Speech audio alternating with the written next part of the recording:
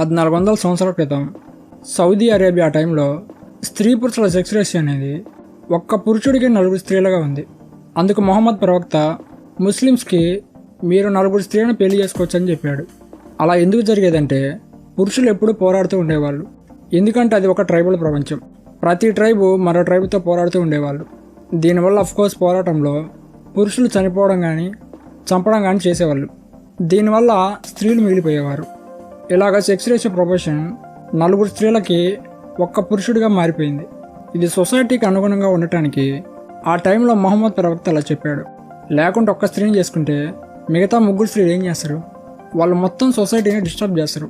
పెళ్ళైన వ్యక్తులతో love affairs మొదలవ్వచ్చు, ప్రాస్టిట్యూట్గా మారచ్చు మేబీ.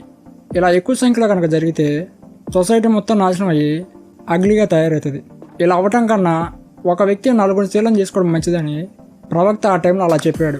మామూలుగా అయితే పురుషుని పిచ్చోళ్ళ లేదంటే జ్ఞానోదయంగా మార్చాలి అంటే ఒక్క స్త్రీ చాలు.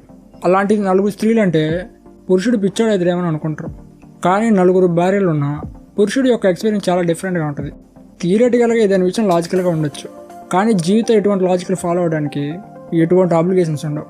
ఒకే కొంపలో ఒక స్త్రీ పురుషుడు కంటిన్యూస్గా నాగింగ్, గొడవలు, జలసీలు, మెంటల్ టార్చరు, ఒక సోది గోల ఉంటుంది. అలాంటిది 4 స్త్రీలున్న పురుషుడి కొంపలు ఇంకా ఎక్కువ గొడవలు, నాగింగ్ చేస్తూ ఉంటారనుకుంటాం. కానీ దానికి రివర్స్ అవుతుంది. రీజన్ ఏంటంటే ఆ 4 స్త్రీలు వాళ్ళ మధ్య వాళ్ళే గొడవ పడతారు. పురుషుడు సింపుల్గా ఆ గొడవకు అవుట్ సైడ్. వాళ్ళ ఆ పురుషుడి గురించి పెద్దగా పట్టించుకోరు. వాళ్ళ పట్టింపంతా 4 స్త్రీలు మాత్రమే. గొడవ అంతా వాళ్ళ 4 మధ్యే. పురుషుడు ఆ గొడవ పోట్లాట నుంచి బయట ఉంటాడు. సింపుల్గా ఆ గేమ్ను వాచ్ చేస్తూ ఉంటాడు, కానీ ఆ గొడవలో భాగంగా ఉండడు. ఇదంతా పక్కన పెడితే ఇప్పుడు స్త్రీ పురుషుల సెక్స్ రేషియో అనేది అప్పుడులాగా లేదు. ఇండియాలో సెక్స్ రేషియో చూసుకుంటే స్త్రీ పురుషులకి ఈక్వల్గా ఉంది. ఈవెన్ సౌదీ అరేబియాలో కూడా ఈక్వల్గా ఉంది. అప్పుడులాగా 4 స్త్రీలను పెళ్లి చేసుకుంటూ పోతే సొసైటీలో ప్రాబ్లమ్స్ క్రియేట్ అవుతాయి. సొసైటీకి ఇన్కన్వీనియన్స్గా ఉంటుంది. ఎందుకంటే ఒక వ్యక్తి 4 స్త్రీలను పెళ్లి చేసుకుంటే మిగతా 3 పురుషులు భార్య లేకుండా ఉంటారు.